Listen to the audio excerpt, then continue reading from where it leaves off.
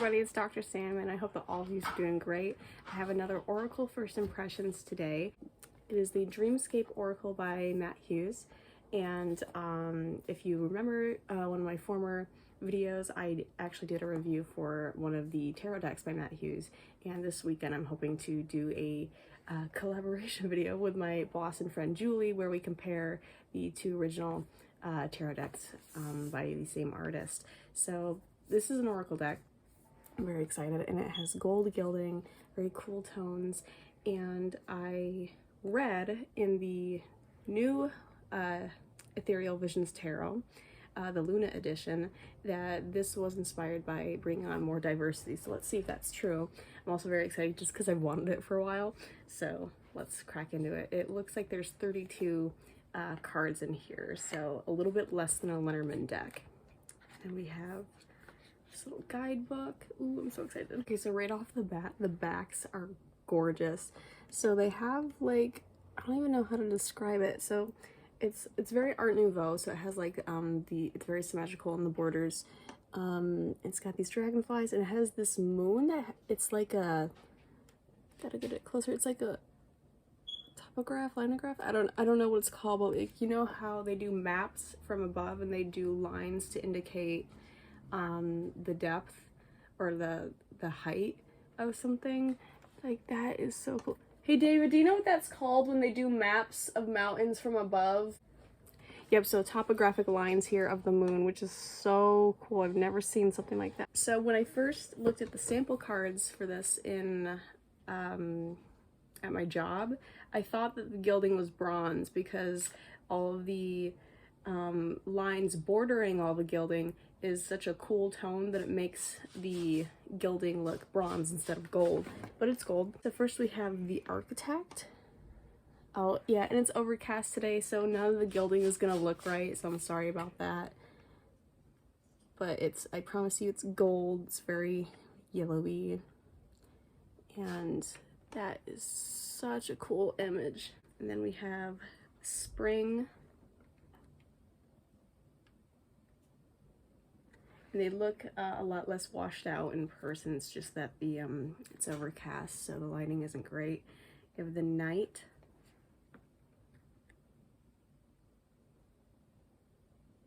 The Light. Well, wow. And then we have the Gate.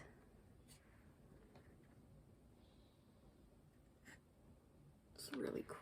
I like it when he does his like more round borders, you know.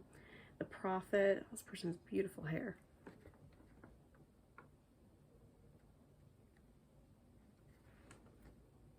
The Serpent.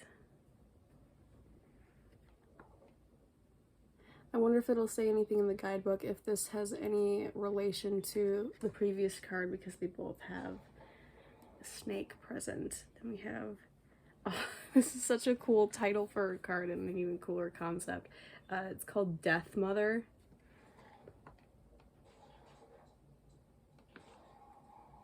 Isn't that neat? Oh my gosh. That's such a cool concept. Memory. Oh, she's so pretty. I love the way he does hair.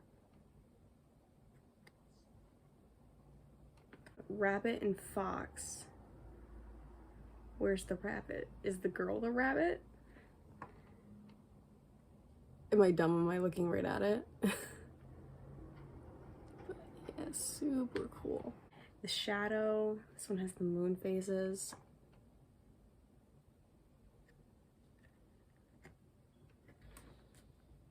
The Seer.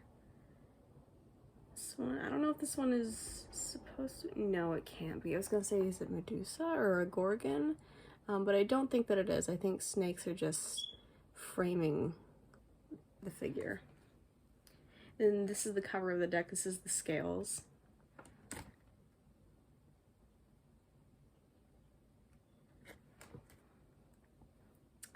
Path.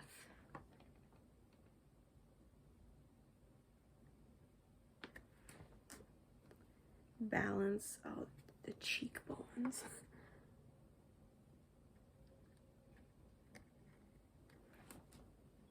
The Gift. I'm excited to read the guidebook too, because like Oracle decks, you need to do a little bit of an investigation to see what the intentions for each of the card means. Lunamoth.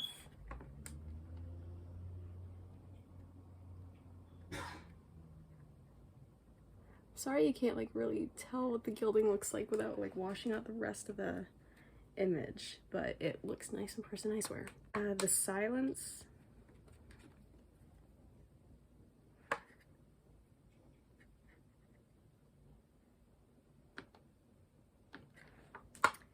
The Word.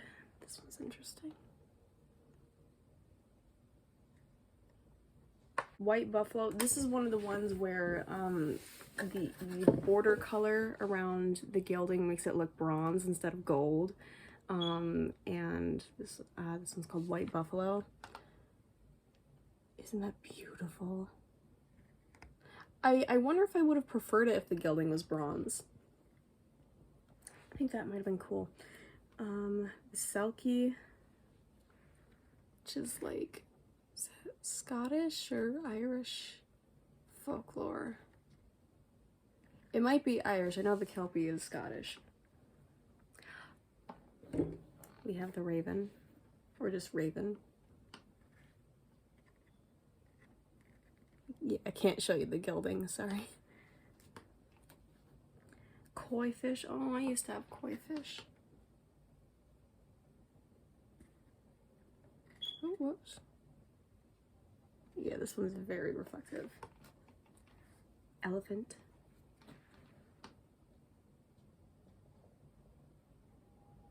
White Owl. This one's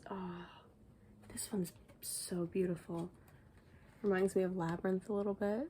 Every time I see a white owl, I'm reminded of Labyrinth, so that's kind of like inescapable with me. Octopus. Sun bear. So I don't know if you guys know what the sun bear is. I think it's a tropical bear. I learned about these a few years ago. They're such cool animals. Okay, so this is the sun bear.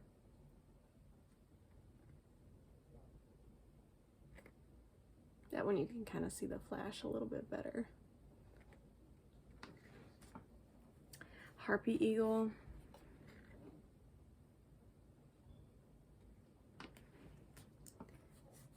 Fawn.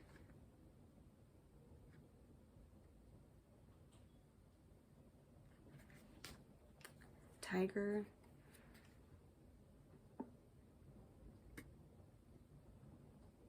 Beg your pardon. Palomino? Palomino? I've never seen that word before. I don't even think I've heard it. And then the sea turtle. Oh, isn't he just a fun little guy? I'm gonna take out all of the cards with people on them and see how diverse it really is, because in the booklet for the Luna Edition Tarot, it did say that that this was brought on by people asking for a more diverse deck after his original first Ethereal Visions book came out, so or deck came out. So he made this attempting to make it more diverse. So let's see if he actually did a good job. I think this one reminds me just a little bit of Molly Ringwald. Okay, so we got quite a few cards with people on them. Six cards that are definitively Caucasian people, and I have a separate pile of people that are a little bit more ambiguous, where you can't really, it could be person of color. 1, 2, 3, 7, so that's more. And then we have people of color. 1, 2, 3, 4, 5, 6, 7, so 14 cards that are people of color, potentially people of color, because they're a little bit more ambiguous looking, which is great. And then we have 6 white people. Could it be more diverse? Yeah, but I don't think it's a horrible job. And I like that he included cards that don't have people. I do appreciate that for Oracle decks. So let's try the shuffle test. Let's see how good it shuffles. Yeah, shuffle's fine. Shuffle's great. So another little gripe about this, same thing that I have with the tarot decks that he's done, is that I wish the sides of this had gilding. There's no gilded edges, and that's like part of the big appeal of these decks is that they're so reflective and metallic, and I don't know why that choice was not made. Maybe it was for maybe that choice was made to keep the costs a little bit lower. Sorry, the the lighting sucks. But yeah, so maybe that was why. But I think that just would have elevated these decks a little bit more if they had gilded edges. But other than that, I'm gonna give this, my gut's telling me to give it a 7.5 out of 10, which is still relatively high. I do really like this. I can see myself working with this a lot. So yeah, I think this deck is a success.